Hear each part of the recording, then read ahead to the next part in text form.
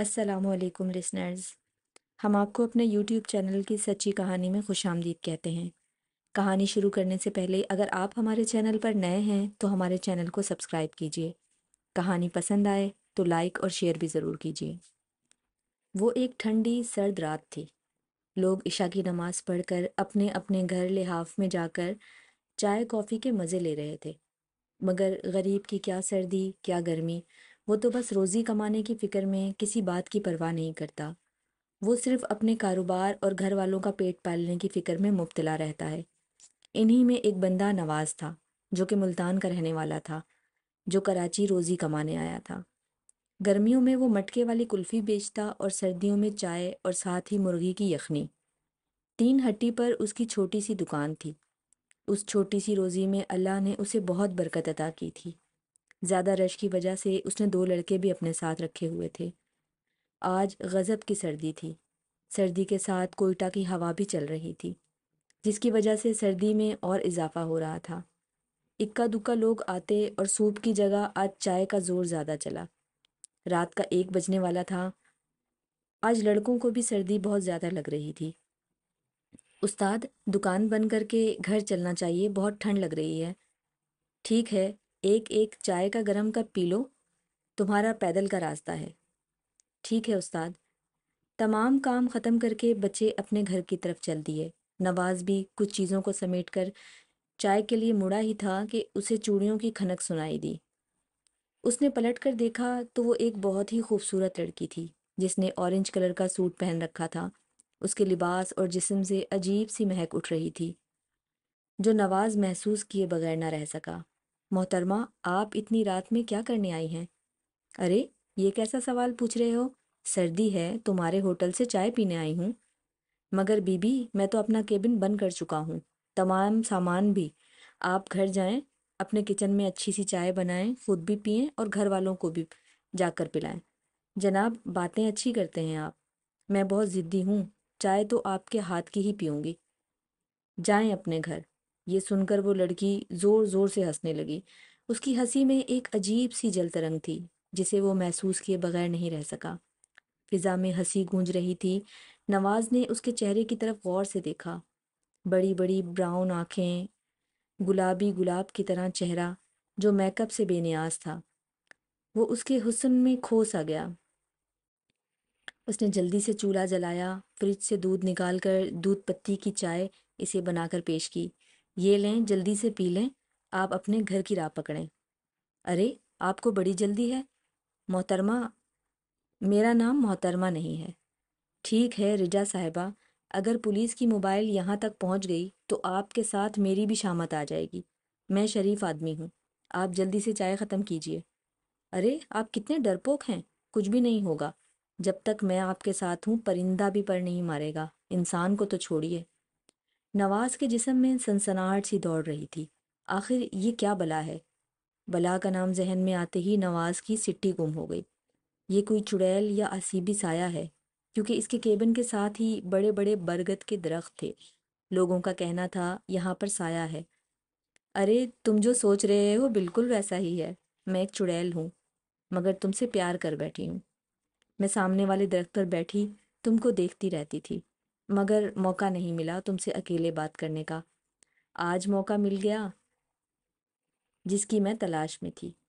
میں رجا کی روح ہوں، میں سب بتاتی ہوں۔ یہ کہہ کر اس نے کپ ایک طرف رکھا اور دور خلاؤں میں دیکھتے ہوئے بولنے لگی، میرا نام رجا ہے، میں نے خودکشی کی تھی۔ ذات کی بھنگن یعنی ذمہ دار قوم سے تعلق رکھتی ہوں۔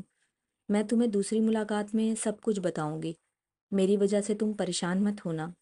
میں تمہیں کوئی نقصان نہیں پہنچاؤں گی، بس تمہیں میرا ایک کام کرنا ہوگا۔ جاؤ، اب تم گھر جاؤ، تمہاری بیوی اور ماں فکر مند ہیں۔ یہ کہہ کر وہ غائب ہو گئی۔ نواز تھر تھر کانپ رہا تھا۔ اس نے اپنی بائک اسٹارٹ کی اور گھر کا رخ کیا۔ راستے میں بھی اسے رجا کا خیال آ رہا تھا۔ جیسے ہی وہ گھر پہنچا، اس نے اپنی بیوی سے کہا کہ مجھے 2 لحاف اڑا دو، مجھے بہت زیادہ سردی لگ رہی ہے۔ رات بیت رہی تھی مگر نواز کی آنکھوں سے نیند اوجھل تھی۔ صبح فجر کی نماز پڑھ کر وہ پھر لحاف میں دبک گیا۔ پتہ نہیں کس وقت نیند کا غلبہ طاری ہو گیا۔ ظہر کی نماز کے لیے اس کی بیوی نے اسے اٹھایا، وہ بڑی مشکل سے اٹھا۔ اس کا پورا جسم درد کر رہا تھا۔ اس نے تھوڑا بہت ناشتہ کیا، درد کی دوائی کھائی اور مسجد نماز پڑھنے چلا گیا۔ نماز پڑھ کر فارغ ہوا۔ جب سب نمازی جا چکے تو اس نے مولانا صاحب جو کہ عامل بھی تھے انہیں متوجہ کر کے رات والی ساری داستان سنائی۔ وہ حیرانی سے سب کچھ سن رہے تھے۔ انہوں نے نواز سے کہا، تم کل میرے ساتھ میرے استاد کے پاس چلو، وہ ضرور تمہیں اس سے نجات کا تعویذ بنا کر دیں گے۔ نواز کو کچھ آس نظر آئی۔ وہ شام کو کیبن پر چلا گیا۔ اس نے اپنے ارد گرد آیت الکرسی اور چاروں کل کا حصار کھینچا اور اپنے کام میں لگ گیا۔ وہ کوشش میں تھا کہ 12 بجے دکان بند کر کے چلا جائے۔ وقت کا پتہ بھی نہ چلا۔ آج بھی سردی عروج پر تھی، مگر آج کل کے مقابلے میں رش زیادہ تھا۔ رش کم ہونے کا نام ہی نہیں لے رہا تھا۔ اس طرح پھر وہی ٹائم ہو گیا۔ لڑکے چلے گئے۔ نواز ڈر رہا تھا۔ وہ جلدی جلدی سب سمیٹ کر گھر کا رخ کر رہا تھا۔ وہ دکان سے نکل کر چورنگی کی طرف آ گیا۔ اس نے دیکھا ایک بوڑھی عورت ہاتھ میں چھڑی لیے سڑک کے بیچ میں کھڑی کانپ رہی ہے۔ ہاتھ کے اشارے سے گاڑی روک دی۔ نواز نے اپنی بائک روکی اور قریب جا کر پوچھا، اماں آپ اتنی رات میں کیا کر رہی ہیں؟ بیٹا میں راستہ بھول چکی ہوں۔ کہاں جانا ہے؟ مجھے لالو کھیت جانا ہے۔ اماں اسکوٹر پر بیٹھو، میں تمہیں لالو کھیت چھوڑ دیتا ہوں۔ وہ جلدی سے اسکوٹر پر بیٹھ گئی۔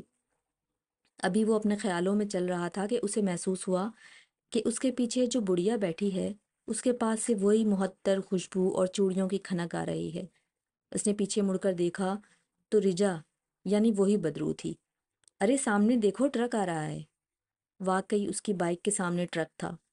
اس نے اپنے آپ پر قابو پایا اور بائک بے ساختہ رک گئی۔ آپ؟ ہاں میں۔ تم کیا سمجھتے ہو میں تمہارا آسانی سے پیچھا چھوڑ دوں گی؟ بالکل نہیں۔ جب میں نے تم سے کہا تھا کہ میں تمہیں کوئی نقصان نہیں پہنچاؤں گی تو تم مولویوں کے چکر میں پڑ گئے۔ تمہارے مولوی میرا کچھ نہیں بگاڑ سکتے۔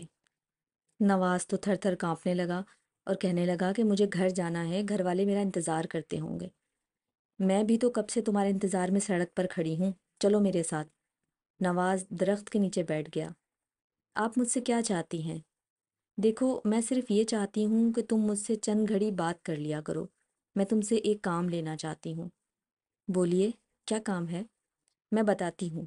آج سے تقریباً 40 سال پہلے جہاں برگد کا درخت اور خالی گراؤنڈ ہے، یہاں چند کچے پکے مکانات تھے۔ میری فیملی بھی انہی میں رہتی تھی۔ ہم لوگ کرسچن تھے۔ مجھے سامنے جھونپڑی میں رہنے والے ایک لڑکے شوکت سے محبت ہو گئی جو کہ مسلمان تھا۔ ہم ساتھ ہی اسکول میں پڑھتے تھے۔ کچی عمر میں پیار ہو گیا، وہ بھی مجھ سے 2 ہاتھ آگے نکلا۔ ہم لوگ اسکول کے بہانے سے ادھر ادھر ملتے رہے۔ ایک دن میرے ابا نے دیکھ لیا، مجھے بہت مارا اور شوکت کے ابا سے بھی شکایت کی۔ وہ بہت نیک آدمی تھے، انہوں نے شوکت کو ڈانٹا۔ میرا اسکول جانا بند ہو گیا۔ بہت ہی پابندیوں کے باوجود میں شوکت سے ملتی رہی۔ اسی راز میں میری چھوٹی بہن بھی شامل تھی۔ پھر میرے ابا نے فیصلہ کیا کہ مجھے نانی کے پاس پنجاب بھیج دیا جائے، وہیں پر کوئی اپنی ذات کا لڑکا دیکھ کر میرا بیاہ کر دیا جائے۔ جس دن مجھے پنجاب جانا تھا اس سے ایک دن پہلے میں نے اور شوکت نے گھر سے بھاگنے کا پروگرام بنایا۔ میری چھوٹی بہن کو پتہ چل گیا۔ عین وقت پر اس نے ابا کو بتا دیا۔ ابا نے مجھے بہت مارا۔ میں نے فیصلہ کر لیا کہ میں اپنی جان دے دوں گی مگر شوکت کے علاوہ کسی اور کی نہیں بنوں گی۔ میں نے رات کو سونے سے پہلے فنائل پی لیا جو میرا ابا اسپتال میں باتھ روم دھونے کے لیے لاتا تھا۔ میں ختم ہو چکی تھی۔ میرے ابا نے جب یہ دیکھا کہ میں مر چکی ہوں تو اس نے مجھے صبح ہونے سے پہلے اس برگد کے درخت کے نیچے گڑھا کھود کر دفن کر دیا اور خود اماں اور بہن کو لے کر پنجاب بھاگ گیا۔ چند دن بعد شوکت اور اس کے ابو بھی نہ جانے کہاں چلے گئے، مگر اس دن سے میری روح بھٹک رہی ہے۔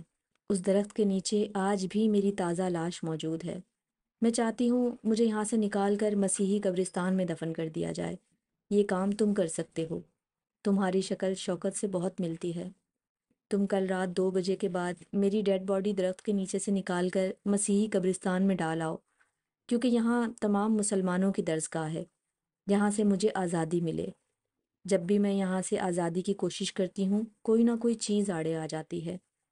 تم صرف میری ڈیڈ باڈی مسیحی قبرستان کے پیچھے والی جھاڑیوں میں پھینک کر آ جانا، باقی سب میرا کام ہے۔ اب تم جا سکتے ہو۔ نواز نے فوری بائک اسٹارٹ کی اور گھر کی طرف چل دیا۔ اس کو سخت سردی میں بھی پسینے آ رہے تھے۔ گھر آتے آتے اس پر سخت کپ کپی طاری ہو گئی۔ بیوی نے 2 کمبل 2 لحاف اڑا دیے، دودھ میں ہلدی ڈال کر پلائی، مگر نواز کو سخت بخار اور سردی نے آ لیا۔ صبح اس نے مسجد سے مولانا صاحب کو بلایا اور تمام حقیقت بیان کی۔ مولانا صاحب پریشان ہو گئے۔ انہوں نے اسے فوری استاد کے پاس چلنے کو کہا۔ بڑی مشکل سے وہ بستر سے اٹھا اور وہاں تک پہنچا۔ وہ اپنے آستانے میں تھے۔ انہوں نے نواز سے شروع سے آخر تک داستان سنی۔ یہ حقیقت سن کر وہ خود حیران تھے۔ مولانا صاحب، آپ بتائیں، کیا میں یہ کام کر سکتا ہوں؟ میں کیسے اس لاش کو نکال کر وہاں تک لے جاؤں اور وہاں جھاڑیوں میں پھینکوں؟ تمہیں ہمت کر کے یہ کام کرنا ہوگا، ورنہ وہ کبھی بھی تمہارا پیچھا نہیں چھوڑے گی۔ میں تمہیں پانی دم کر کے دیتا ہوں اور نقش بنا کر دیتا ہوں، تم اسے فوری گلے میں ڈال لو۔ جب تم یہ کام کرو تو یہ پانی کی بوتل سامنے رکھنا، اس کے پانی کو تم اس جگہ کے ارد گرد چھڑکنا اور وقفے وقفے سے پانی کو پینا۔ اس کے اثر سے وہ تم پر نہ تو حملہ کر سکے گی اور نہ ہی اس وقت تک بیدار ہوگی جب تک تم اسے جھاڑیوں میں نہیں پھینک دیتے۔ میں دور کھڑا ہو کر تمہاری مدد کروں گا، میں پڑھائی کرتا رہوں گا، تم اس کام کے لیے کسی سے گاڑی لے لو۔ ہاں، میرے ماموں کے بیٹے کے پاس ٹیکسی ہے، میں اس سے ٹیکسی لے لوں گا۔ بہرحال نواز دوسرے دن تمام کاموں سے فارغ ہو کر اس درخت کی طرف چل دیا۔ مولانا صاحب آ گئے تھے۔ اس نے تمام چیزوں کا پہلے سے ہی انتظام کر لیا تھا۔ اسے اس جگہ کو کھودنے میں زیادہ ٹائم نہیں لگا۔ تھوڑی دیر بعد اس جگہ سے معطر سی خوشبو آنا شروع ہو گئی۔ نواز نے پانی پیا اور چاروں طرف چھڑکا اور کام تیزی سے کرنا شروع کر دیا۔ تھوڑی دیر بعد اسے ایک لڑکی کی لاش مل گئی۔ وہ لڑکی بالکل رجا کی طرح خوبصورت تھی۔ ایسا لگ رہا تھا جیسے وہ سو رہی ہے۔ ایک عرصے بعد بھی اس کی لاش بالکل تازہ تھی۔ اس نے وہی اورنج لباس پہن رکھا تھا۔ اس کے گلے میں مسیحی لاکٹ پڑا ہوا تھا۔ اس نے جلدی سے لاش کو چادر میں باندھا، ٹیکسی کی ڈگی میں رکھا۔ مولانا صاحب بھی جلدی آ کر گاڑی میں بیٹھ گئے۔ وہ اپنی پڑھائی جاری رکھے ہوئے تھے۔ اچانک لاش میں سے ایک گندی بدبو آنے لگی۔ گاڑی میں سانس لینا مشکل ہو گیا۔ مولانا صاحب بولے، نواز جلدی کرو، اگر یہ بیدار ہو گئی تو تمہارے ساتھ ساتھ میں بھی مارا جاؤں گا۔ بڑی مشکل سے وہ لوگ قبرستان تک پہنچے۔ نواز نے رجا کی باڈی کو جلدی سے جھاڑیوں میں پھینکا۔ اسے پیچھے مڑ کر دیکھنے کو مولانا صاحب نے سختی سے منع کیا تھا۔ چاروں طرف سے کتے کی بھونکنے کی آوازیں آنے لگی۔